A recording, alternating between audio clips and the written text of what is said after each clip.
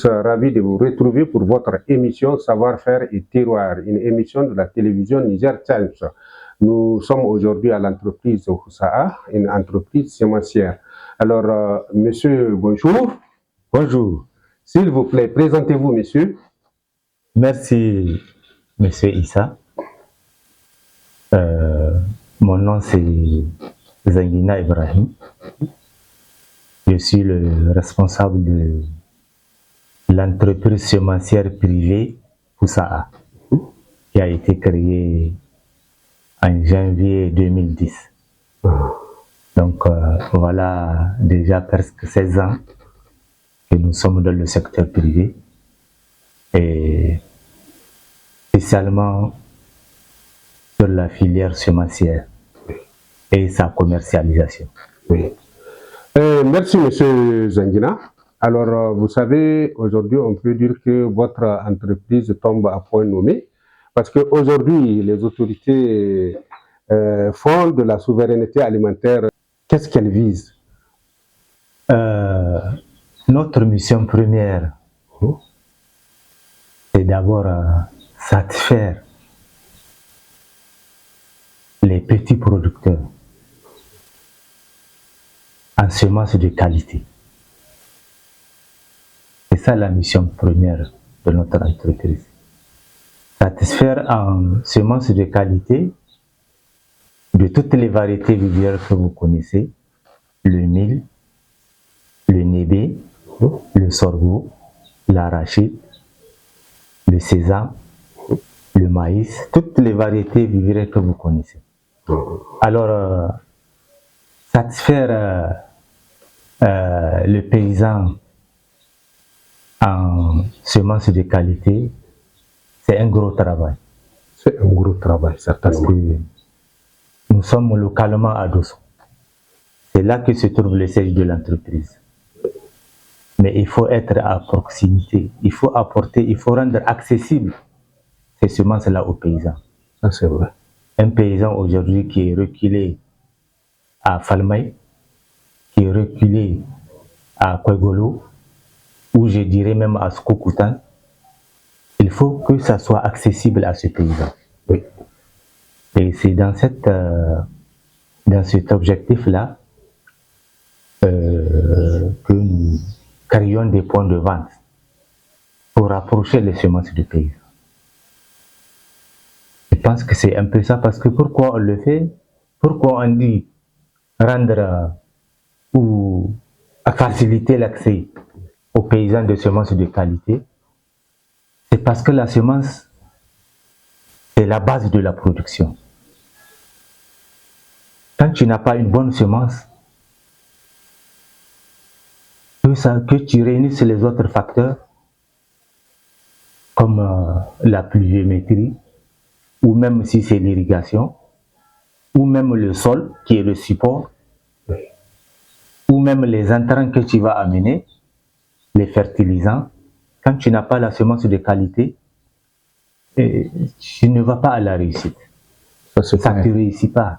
Donc voilà un peu notre mission par rapport à la souveraineté, c'est d'abord ça. Oui. Si on veut être, parce que ça c'est le secteur agricole, si je reprends, on est à 85-90% un pays agricole. L'agriculture, c'est la principale base du PIB de notre pays. Oui. Donc, je pense que c'est un peu ça la lutte. Et aujourd'hui, c'est le défi qu'il faut relever. Rendre accessibles ces semences de qualité. Oui. Je peux enchaîner pour dire que nous avons un regard vers la recherche, parce que les semences, quand on parle de semences de qualité, ça vient d'où? C'est ça que je vais poser comme question. Ça vient d'où ces semences de qualité? Oui. Ça vient de la recherche. On a notre Institut national de la recherche agronomique. On a d'autres institutions internationales comme l'ICRISAT, comme IITA, qui sont des institutions qui doivent accompagner et à qui il faut les moyens, parce que la recherche demande beaucoup de moyens. Alors c'est de là que nous prenons ces semences de base pour produire ce qu'on appelle les semences certifiées. Semences de base, semences certifiées. Nous, on ne peut pas produire des semences mères ou de base. Il faut que la recherche nous donne ces semences. C'est là un peu le déclic ou la différence entre les semences locales que nos parents, nos arrière-grands-parents ont utilisées et qui aujourd'hui, face au changement climatique, ne répondent pas aux attentes des paysans. Mais quelque part, on est obligé de travailler avec le savoir-faire paysan. Oui. Parce que même si on a ces semences de qualité, il faut qu'on fasse des tests, des essais en milieu paysan pour qu'ils voient, ah, ça répond vraiment à leurs attentes. Oui. Et le paysan sur le terrain, il peut apporter des répliques, il peut apporter des correctifs pour dire, ah, ça, et on remonte à la recherche. La recherche peut voir cela. Actuellement, on a au niveau de Dossou des chercheurs de l'INRAN qui sont arrivés, qui ont implanté des démonstrations un peu partout, qui sont en train de travailler sur de nouvelles variétés qui ont été créées, de sorgho, de nébé et même de mil. Donc, moi, je pense que c'est un peu ça. Et on ne va pas, le Niger aujourd'hui, on ne va pas se tourner à l'extérieur pour importer des semences que nos paysans doivent utiliser. C'est à l'intérieur qu'on doit les créer. Je pense que c'est un peu ça le truc pour la souveraineté. Et ce que je n'ai pas dit, c'est que ces semences améliorées là, elles donnent des meilleurs rendements. Elles sont précoces. Souvent, c'est la précocité.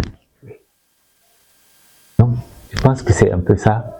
Et aujourd'hui, quand on parle de souveraineté alimentaire, il faut aussi renforcer les capacités des paysans. C'est ça. Ça, c'est le rôle régalien de l'État. Il faut renforcer les capacités des paysans. Il faut doter les services ou les structures agricoles des moyens adéquats pour le faire. Je pense que c'est aussi ça. L'encadrement doit être mis en avant. Parce que nous, on ne peut pas travailler en vase clos sans relation avec les services agricoles. Oui. On est payé. Oui. Nous sommes privés, c'est vrai, nous faisons du business. Mais aussi notre ambition, c'est que ce qu'on fait, que le paysan soit satisfait de ça. C'est un peu ça. C'est pas seulement qu'on veut, non, le secteur agricole privé. Voilà ses missions. Aujourd'hui, nous sommes une vingtaine d'entreprises privées dans ce pays. Avant, au démarrage, quand je regarde déjà en 95, il y avait peut-être une seule entreprise privée en 95. Aujourd'hui, nous sommes une vingtaine, sinon plus, ce que je connais. Donc, c'est déjà une bonne chose parce que l'État ne peut pas à lui seul tout faire. C'est la raison d'être du privé. Oui. Le ministère aujourd'hui ne peut pas. Quand je prends la recherche, j'ai parlé de recherche. La recherche produit des semences améliorées. Mais la recherche, son rôle s'arrête quand elle produit ces variétés-là. Maintenant, comment les diffuser en milieu paysan? Ça a beaucoup de coûts et l'État ne peut pas gérer. L'État finance la recherche.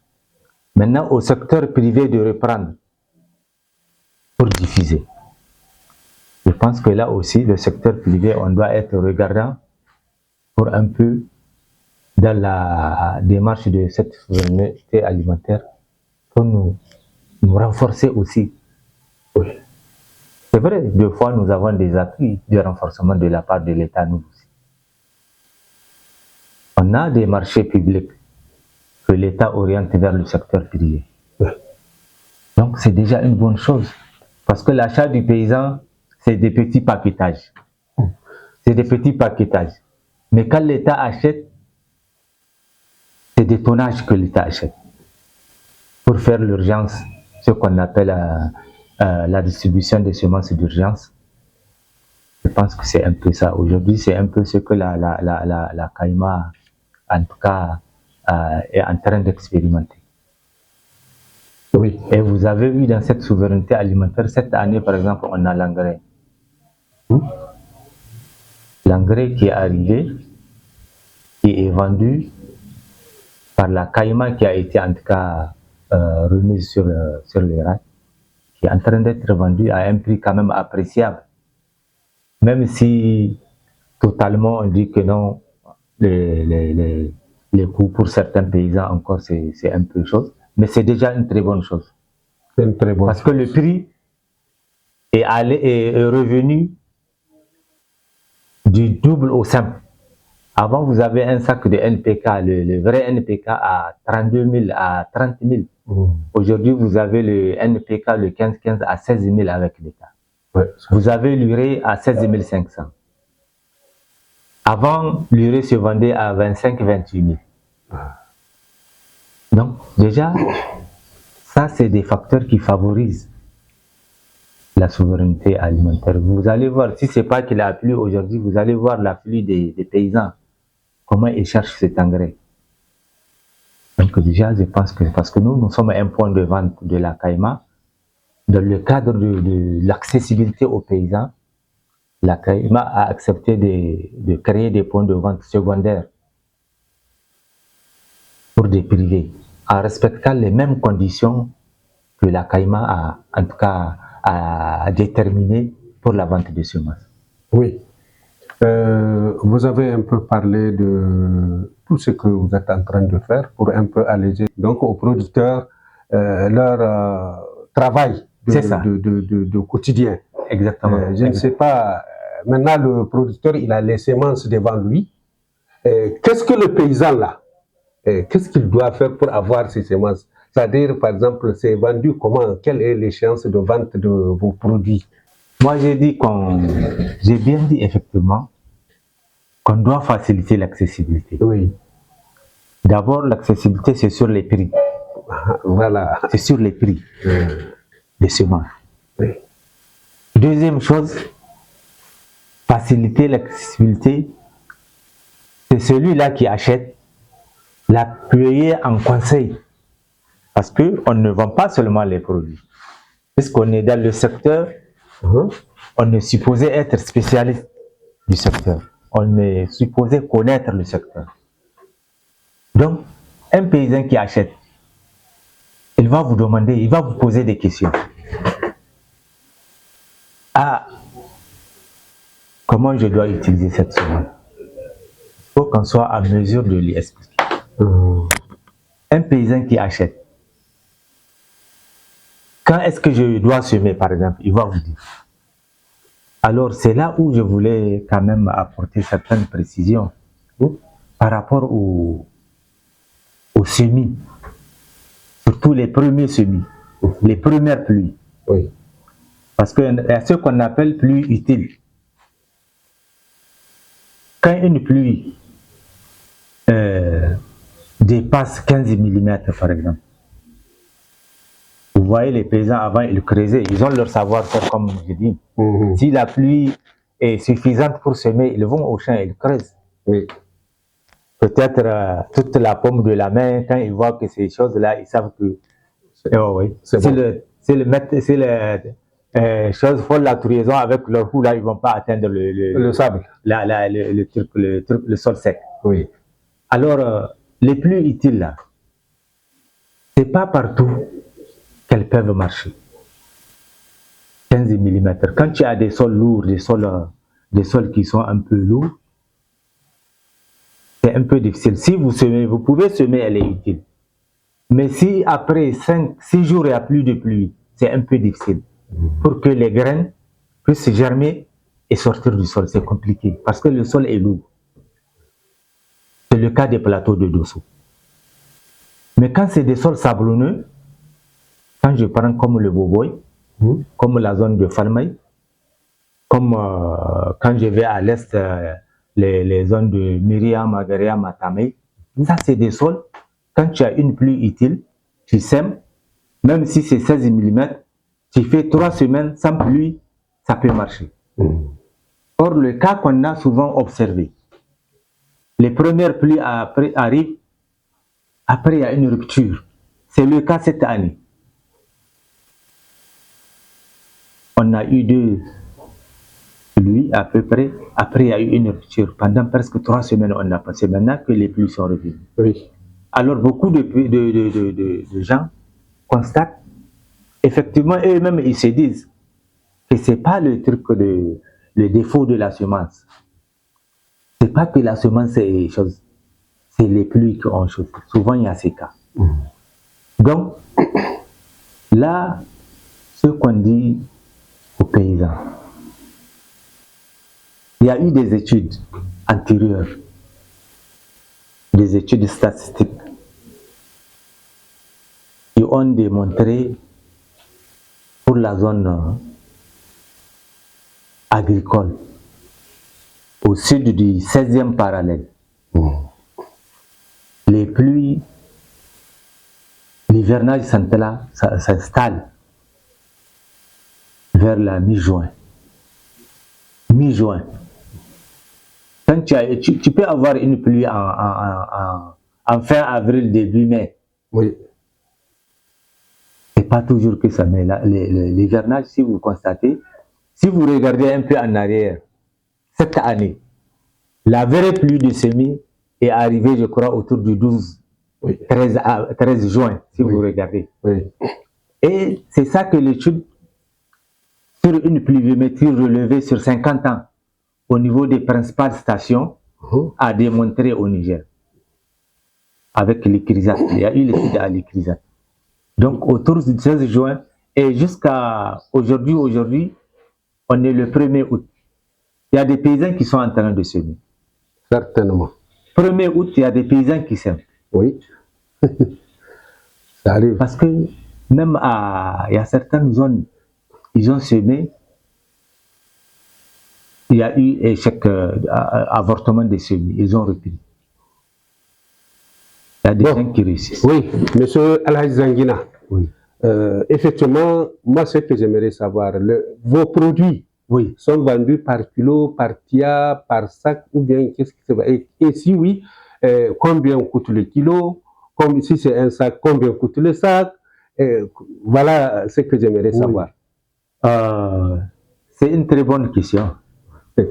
Nous, on ne fait pas comme le commerçant céréalier du marché. Voilà.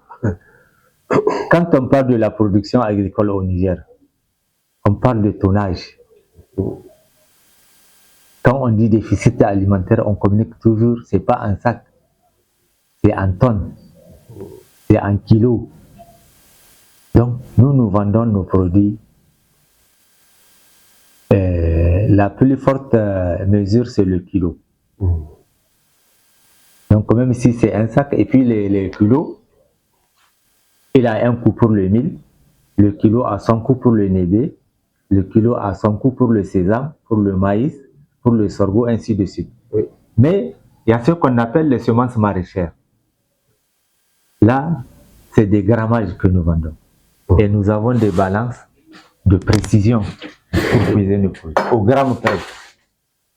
Au gramme près. Mais même ce que nous vendons au kilo, le mil, le sorgho, le nébé, il y a un paysan qui peut venir vous dire non, lui il a besoin il ne peut pas prendre le kilo. Demi-kilo. C'est des grammages, on lui pèse. Oui. C'est comme l'engrais aujourd'hui de la caïma. C'est un produit qui est dans nos éventails de produits, dans notre éventail de produits. Mais il y a des paysans qui ne peuvent pas te payer le sac. Oui. C'est ça qu'on a dit au niveau du comité régional sur la question des engrais au niveau du gouvernorat. Il y a un comité pour la gestion des stocks d'engrais au niveau de la CAIMA. Donc on a dit non, ce n'est pas tous les paysans qui peuvent enlever le sac. Certains ont besoin de TIA, de trucs, de kilos. On se conforme au kilo. Et ce n'est pas partout qu'on peut faire ça. La CAIMA, par exemple, ne peut pas s'arrêter, ouvrir un sac pour peser. L'agriculture ne peut pas ouvrir un sac. Mais nous, en tant que service privé, si vous sortez aujourd'hui, vous allez constater, c'est l'engrais de la caïma. Mais aujourd'hui, le kilo, quand on a calculé sur la base des prix conformés de la caïma, le kilo est à 375. Alors que sur le marché, les gens le vendent à 600, 625, qui n'est pas de la même qualité. Et que ce n'est pas évident que c'est le kilo qu'ils ont payé. Encore. C'est ça le problème. Donc je pense que c'est un peu ça. Et ces produits-là, il y en a qui le demandent en 5. Nous, on les fait on conditionne avec des sacs de 25, avec des sacs de 50 kilos en attente. Maintenant, quand les gens viennent, il y a des gros producteurs qui achètent des sacs de 50, voilà leur prix. Il y en a qui achètent des sacs de 25, ainsi de suite. Ainsi de suite. Et l'autre question pour les paysans, comme vous dites, c'est que nous avons des répondants, des points de vente un peu partout. Et aujourd'hui, avec les NTIC, des gens commandent via la téléphonie. Ils payent via la téléphonie. Même les paysans. Et le reste, c'est les sociétés de transport qui amènent les produits. C'est les transporteurs locaux qui viennent de Falmaï ou qui viennent de Garankedei ou qui viennent de Kogolo. C'est eux encore qui leur amènent les produits. Oui. Et ce que j'aimerais savoir, Aligi, est-ce que vous avez fait des crédits aux producteurs? Il y a des crédits, on peut donner peut-être à un paysan on peut donner 1 kilogramme ou bien 2 kilogrammes. Quand il aura produit, il va venir rembourser. Non, on peut donner du crédit. On fait même, ça c'est une très bonne question. En fait, ce que nous produisons là, que vous voyez, ce n'est pas seulement nos propres champs. Parce qu'aujourd'hui, nous, on est autour de 300 tonnes de production. Toutes cultures confondues. Mais on a des paysans producteurs qui nous produisent des semences et qui sont suivis parce que les productions là, il y a ce qu'on appelle les inspecteurs agricoles au niveau des services agricoles, que ce soit les CDA, les DDA ou des gens qui sont formés, qui sont même assermentés pour contrôler est-ce que c'est de la semence que vous produisez. Donc, on donne à des groupements de paysans, on donne à des coopératives, on donne à des individus des semences de base pour produire. Maintenant, de l'autre côté, crédit aussi, on fait du crédit. Le fonctionnaire peut venir, il a un champ, et on sait qu'il n'est pas payé, c'est à milieu du mois, il n'a pas son salaire ou sa pension. Voilà. On peut le servir. Parce qu'on a travaillé, comme je vous ai dit, ça fait 16 ans qu'on existe. Donc, on sait qui est sérieux dans le truc, même si on donne. Il y a des mauvais payeurs qu'on a éliminés. Mais il y a d'autres, on leur donne. Parce qu'on on a leur historique, on les connaît. C'est ça aussi. Donc, vous voyez, donc, ces paysans-là à qui on place les coopératives. Après, on reprend ce qu'on leur a donné en nature. Le reste, on fait le calcul, on rachète en cash. Et de payer de l'engrais, ça leur permet de payer des bonnes semences, ça leur permet de satisfaire certains besoins. Je vais prendre le cas du Nébé pour ne rien te sauver. Le Nébé aujourd'hui qui est sur le marché ne peut pas dépasser 25 000 francs le sac. C'est des sacs, c'est pas des sacs de 5 kilos. Quand vous pesez, même à mesure, on dit que c'est 40 TIA qui font 5 kilos. Mais quand vous allez voir que c'est 37 TIA, c'est 38 TIA, des fois c'est même 35. Ça c'est clair. Mais au niveau des entreprises organisées, il n'y a pas ça. On a même nos instruments de mesure qui sont contrôlés par les trucs de normalisation des trucs. Il y a une société, il y a un service au niveau du ministère du Commerce qui contrôle le truc, la fiabilité des instruments de mesure, comme au niveau des stations, comme au niveau là où en tout cas les trucs sont utilisés, les mesures sont utilisées. Donc, ce service-là est passé par 2 ou 3 fois chez nous pour contrôler les trucs. Maintenant, quand on le fait, Le paysan, par exemple, je ne te dis pas peut-être combien, mais c'est autour de 5, c'est plus de 50 000 francs, ça dépend de la qualité de ce qu'il présente comme nébé. Entre un truc vendu à 26 000 sur le marché et une semence, seulement c'est la différence de la semence Oui, et le suivi qui a été qualité. fait, et que tu vends à 50 000 ou 60 000 le sac de 100 kilos. C'est déjà quelque chose qui permet aux paysans d'évoluer. Donc, si vous entendez parler de producteurs de semences, les gens veulent devenir producteurs de semences. Parce que c'est racheté. Comme j'ai dit, le volume qu'on demande ou les quantités, nous, à nous seuls, on ne peut pas les produire. C'est pas Donc, facile. il faut qu'on fasse cette contractualisation avec les paysans. Ça, c'est un cas que je vous donne. Oui. Il y a plein de trucs comme ça. Et ces genres de gens, souvent, il y a même l'engrais qu'on leur donne. Oui, mais On les appuie, on les oui. accompagne, mais Oui. au retour, ils les remboursent. Et Houssa a combien de contractuels aujourd'hui au niveau de la région de Dosso? Ils sont nombreux, ils sont une trentaine. Oh, Ils sont une trentaine. ça veut dire Y des bons compris producteurs de groupements. semences. On en a un peu partout dans tous les départements. Dans tous les départements. Bon, Monsieur Alaj Zangina, notre émission tire vers sa fin. Alors, je crois que ce qu'on doit faire, c'est de connaître un peu les partenaires de Houssa, parce qu'une entreprise comme Houssa doit avoir des partenaires, parce que c'est une entreprise qui cadre parfaitement avec les idéaux du CNSP. Est-ce que vous avez des partenaires et quels sont vos rapports avec l'État et avec le service même de l'agriculture? Merci. Peut-être j'avais même un peu. Oui, vous avez un peu votre question. reflété. Aujourd'hui, avec l'État d'abord, tout en regardant notre secteur, qui est le secteur agricole, c'est d'abord, on est dans une... il y a d'abord la réglementation. On ne peut pas être commerçant ou semencier ou compagnie semencière sans un agrément. Oui, ça c'est... Donc, il y a l'État qui nous délivre des agréments. C'est comme le pharmacien. Tu ne peux pas être pharmacien si tu n'es pas agréé docteur pharmacien ou chose. Mais surtout aujourd'hui, nous avons des agréments qui sont fournis par l'État au niveau à travers le ministère de l'Agriculture, qui est signé même par le ministre. C'est ça qui nous permet d'exercer notre fonction. Ouais.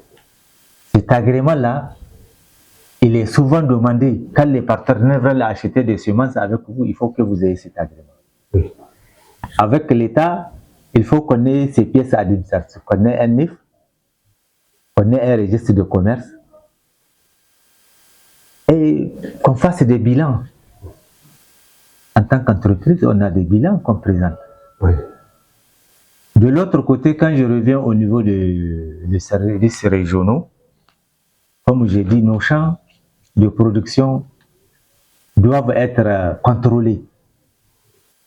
Si par rapport au respect de la production des semences,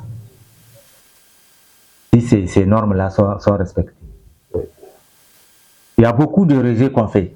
On dit tel champ, il est rejeté. Ce n'est pas des semences qu'il est en train de produire. Parce qu'il y a des critères, il y a des conditions pour produire des semences. Ouais. Quand vous prenez le mil, c'est pas toute superficie c'est pas sur toute superficie que vous allez produire de la semence. Non, il y a un minimum de superficie qui est demandé. Quand c'est une semence certifiée, quand c'est une semence de base, ça, la superficie est moindre. Quand c'est une semence superficielle, quand je parle le mil par exemple, vous allez avoir au moins un champ de minimum de 4 hectares. Donc pour être producteur, si tu viens avec 1 hectare pour dire que tu vas faire du mil R1, il faut que tu aies plus de superficie pour pouvoir le faire. Donc c'est un peu ça. Et toutes ces inspections, comme j'ai dit, sont comptabilisées et payées.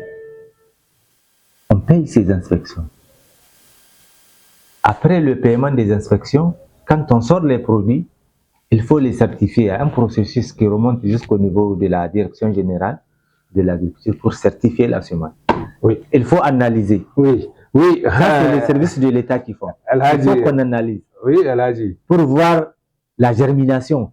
Est-ce que cette semence que vous présentez aujourd'hui, si vous mettez 100 graines sous terre, est-ce que vous avez 85 ou 90 graines qui germent? C'est ça aussi. Si ce n'est pas le cas, tout ça c'est demandé par les acheteurs, surtout les partenaires. Donc, je ne sais pas, monsieur Alhaji. L'autre grand rapport avec l'État, comme j'ai dit, c'est l'achat de semences. C'est l'achat de semences en grande quantité que l'État fait. Si ce n'est pas l'État, c'est les projets. Vous avez le Précis à Dosso, vous avez, au temps passé, vous avez le PASEC, vous avez d'autres projets, ou même des communes. Les communes, à travers les partenariats qu'ils font, achètent des semences et des intrants agricoles. Il y a les ONG aussi en dehors des projets. Monsieur Alhaji, merci. Merci. Je pense que monsieur Alhaji Zangina, c'est un agronome de formation. Et merci à toutes, merci à tous. C'est ici que prend fin notre émission Savoir-faire et terroir, une émission de la télévision Niger Times. Alors, le rendez-vous est pris pour la semaine prochaine